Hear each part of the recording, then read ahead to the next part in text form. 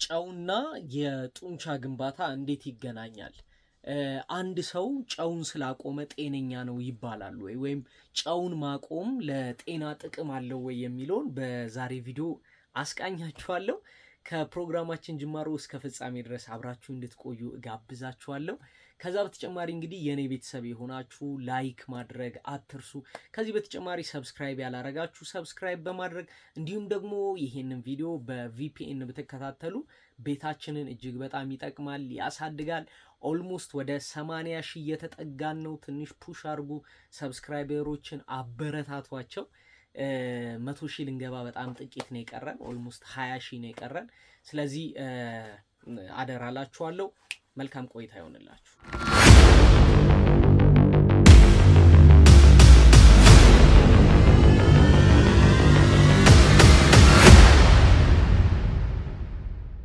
እንግዲህ ሰዎች ጨውን ከድንጋይነት ወይም ከርካሽነት አለፍ ሲል ደግሞ ምግብን ከማጣፈጥ አንጻር ይመለከቱታል። ከዛ ውጪ ብዙ ሮል ያለው አይመስላቸውም። ምናልባት አሁን ከአዮዲን ጋር ብዙ ሲያገናኙ ታያላችሁ። ባለፈው ዘመን እንግዲህ እቃዎችን ሲገበያዩባቸው እንደ አሞሌ ጨው አይነቶችን ምናምን ትመለከታላችሁ። ግን ጨው የወል ስም ነው፣ የጋራ ስም ነው። ታውቃላችሁ፣ ያው በደንብ ትረዱታላችሁ ብዬ ነው እዚህ ጋር ያልጠቀስኩት እንጂ በዓለማችን ላይ አብዛኞቹ ኬሚካሎች ጨዎች ናቸው። አብዛኞቹ ኬሚካሎች የጥይት ባሩዶች ልትሉ ትችላላችሁ፣ የልብስ መስሪያ ቁሳቁሶች፣ ፕላስቲኮች፣ ቀለሞች፣ እነዚህ ነገሮች የጨው ተች አለባቸው። ነገር ግን እኛ ጨው ስንል በዋነኝነት የምናነሳው የገበታ ጨው ወይም ደግሞ በኬሚካዊ አጠራሩ ሶዲየም ክሎራይድን ነው። እንግዲህ ሶዲየም ክሎራይድ ቅድም እንደነገርኳችሁ ለምግብነት፣ ለማጣፈጫ፣ ለፍሌቨርነት ካልሆነ በስተቀር ለብዙ ነገር እንደሚጠቅም ብዙ ሰዎች አያውቁም። ጨው እንግዲህ በዋነኝነት ሰውነታችን የሚፈልገው ከምን አንጻር ነው ካልን ከሶዲየም አንጻር ነው። ሶዲየም እንግዲህ ኬሚካል ኔሙ ናትሪየም ይባላል ወይም ደግሞ ኤንኤ በመባል በፔሪዮዲክ ቴብል ላይ ታገኙታላችሁ። እንግዲህ ሶዲየም ከምን ጋር ይገናኛል ካላችሁ አንደኛው አብዛኛው ሁሉም ሴሎቻችን ላይ የሶዲየም ንጥረ ነገር አለ። ያ ብቻ አይደለም፣ የነርቭ ስርዓታችን የመልእክት ልውውጣችን በሶዲየም ነው ሊድ የሚደረገው። ያ ብቻ አይደለም፣ የጡንቻ መኮማተርና መዘርጋት በራሱ ከሶዲየም ጋር በከፍተኛ ሁኔታ ይያያዛል።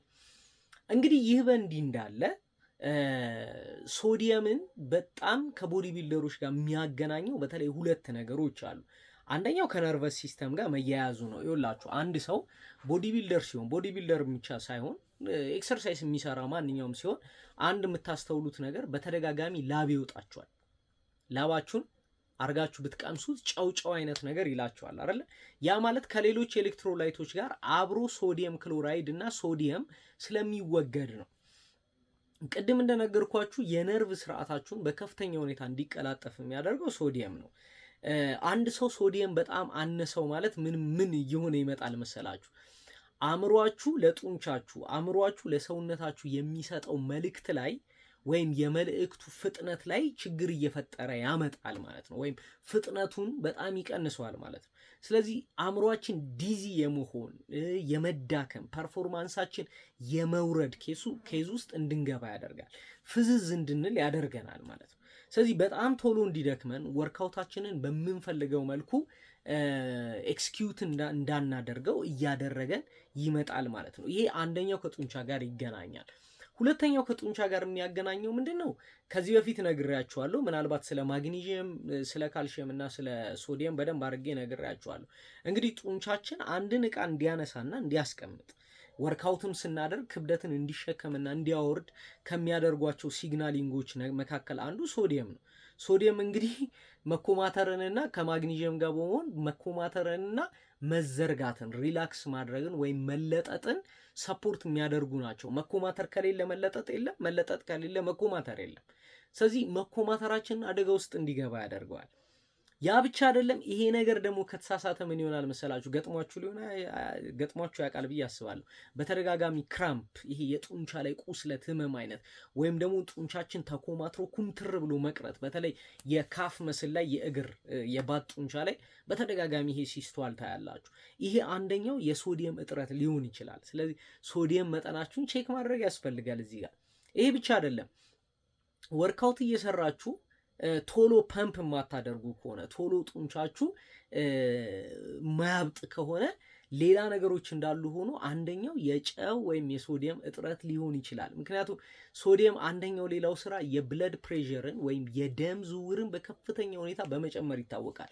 ለዛ ነው በተለይ ውድድር አካባቢ ላይ የመጨረሻዎቹ ሳምንታት ላይ አብዛኞቹ ተወዳዳሪዎች ጨው የበዛበት ምግብ እንዲጠቀሙ የሚደረገው። አንደኛው ውሃ የወተር ሪቴንሽንን ያስተካክልላቸዋል፣ ሁለተኛ ፐምፒንጋቸውን ይጨምራል። ስለዚህ ሰውነታቸው ውስጥ ከፍተኛ የጨው መጠን ወይም የሶዲየም ክምችት ካለ ከስቴጅ ጀርባ ከውድድር ጀርባ ሲሰሩ ምን ያደርግላቸዋል ማለት ነው፣ ቶሎ ጡንቻቸው ፐምፕ እንዲያደርግና በውድድር ሰዓት ላይ በጣም ጎልቶ እንዲታይ ያደርግላቸዋል ማለት ነው። እየተግባባን ነው። ሌላው እንግዲህ አንድ ሰው የጨው መጠንን ወይም የሶዲየም መጠንን በከፍተኛ ሁኔታ እየቀነሰው ሲመጣ ምን እየሆነ ይመጣል መሰላችሁ? ሃይፖናትሪሚያ የሚባል ኬዝ እንዲከሰትበት ያደርጋል።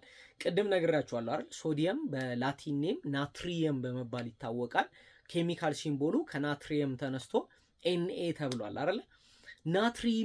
ሃይፖናትሪሚያ መጣበት ማለት ሰውነቱ ላይ ከፍተኛ የሆነ የሶዲየም እጥረት አጋጠመው ማለት ነው። የሶዲየም እጥረት ሲያጋጥም ይሄ ነገር ለሰውነታችን አደጋ ስለሆነ ኩላሊታችን ቶሎ ሌላ ሲስተሞችን ማድረግ አለበት።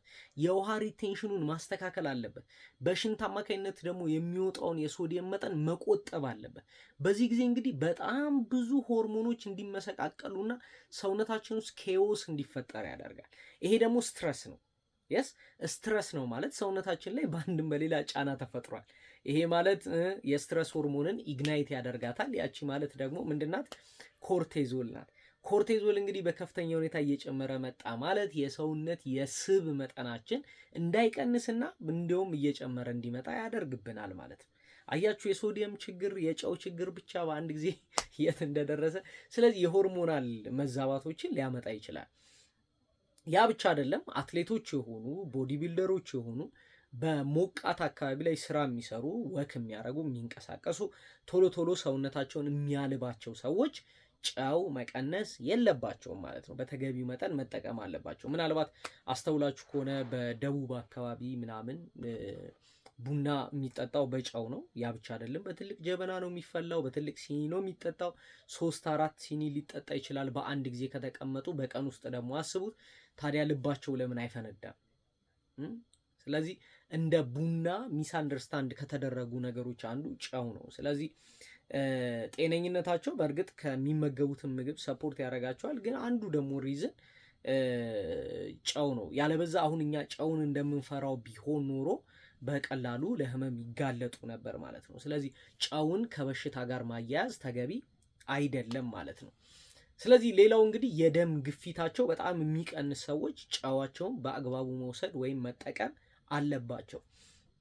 ልክ ለአንዳንድ ሰዎች ስጋ ወይ አሳ ወይ ሽምብራ ነገር እንደሚከለከሉላ ለአንዳንድ ኬዞች ወይም ለአንዳንድ ችግሮች ደግሞ የጨው መጠንን እንድንቀንስ እንድናስወግድ ሊመከር ወይም ሊበረታታ ይችላል። ለምሳሌ መጀመሪያው ከፍተኛ የደም ግፊት ያለባቸው ሰዎች ናቸው። በነገራችን ላይ ሌላው ያልጠቀስኩላችሁ ምንድነው ታይሮይድ ጋር ነው። ይኸውላችሁ ሰዎች እንግዲህ ከጨው ጋር አብሮ ከምንጠቀማቸው ነገሮች አንዱ አዮዲን ነው አይደለ? ከሶዲየም ክሎራይድ ጋር አብሮ አዮዳይዝድ የሆነ ሳልት ስለምንጠቀም አዮዲን ነው። ጨው ተዋችሁ ማለት አዮዲን የምታገኙበትን ቴንደንሲ በጣም ቀነሳችሁት ማለት ነው። አዮዲን ላይ ደግሞ ታይሮይድ እጢ ላይ ደግሞ የአዮዲን እጥረት ከተከሰተ የታይሮይድ ዲስፈንክሽን ይገጥማችኋል። ይሄ ማለት አጠቃላይ ምግብ የመፍጨት ስነስርዓታችሁን ከእንቅርት ባለፈ እነዚህን ሁሉ ችግሮች ሊከሰትባችሁ ይችላል።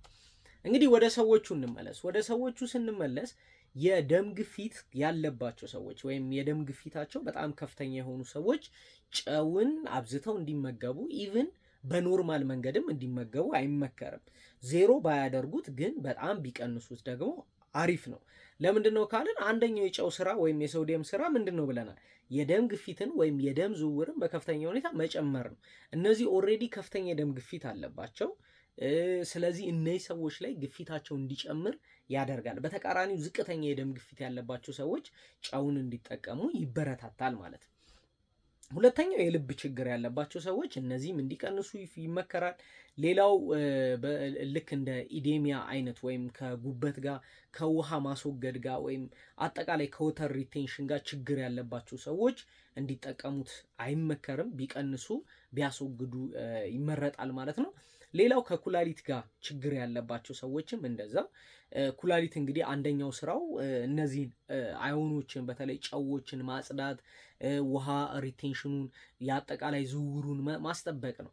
ስለዚህ በጣም ኩላሊት ላይ ጫና ያለባቸው ሰዎች፣ ኩላሊታቸው በሽተኛ የሆኑ ሰዎች፣ በተለይ ክሮኒክ የሆነ የኩላሊት ኬዝ ያለባቸው ሰዎች ጨውን እንዲቀንሱ ይመከራል ወይም ደግሞ ይነገራል ማለት ነው።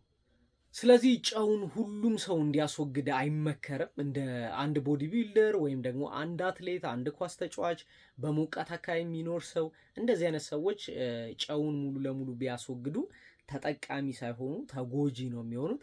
ስለዚህ አንዳንድ ጊዜ ነገሮችን ማቆም ብቻ መፍትሄ ነው ብላችሁ ማሰብ ትክክል አይደለም። ለማንኛውም ስላዳመጣችሁን፣ ስለተከታተላችሁን ከፕሮግራማችን ጅማሮ እስከ ፍጻሜ ድረስ አብራችሁን ስለቆያችሁ ከልብ አድርጌ አመሰግናለሁ። መልካም ጊዜ ይሆንላችሁ። ፒስ አውት